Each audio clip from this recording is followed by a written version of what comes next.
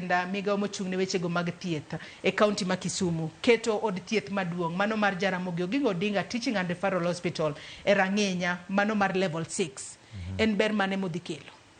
Koro ng'eni level 6 status nigi gik ariyo. Gimar achiel en iluongo ni KNPDC classification.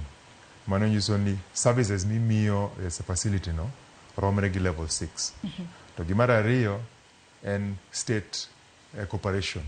Iluongo ni parastatal kata semi-autonomous government agency. Kin state corporation kata state agency, mano nyiso ni ibedo national hospital. Ma iyudo pesa directly from treasury kata Ministry of Health. To ing'eni ka in Osiptal, which is not a national government, mano iyudo pesa e county. Koro gima otimore ni en Jaramogi nobedo level 6 in 2021, mano 3 years ago. Nobedo level 6? Level 6. KEF level 6. Mano nyiso ni standards ma osechopo level 6.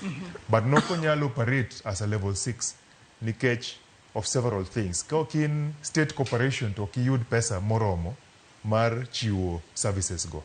Koro yudo ni sama wachako Jaramogi ne en gi 500 beds. Koro sama omiye state corporation level 6 ne en gi 800 beds. But ki medo 300 beds, okinyal medo 300 beds ki onge jotich. Jotich madware level 6 gin almost jotich 2,000. To sani wan gi jotich 800. Koro the extra resources mar timo gino ema koro the state corporation bo miyowa. Dr.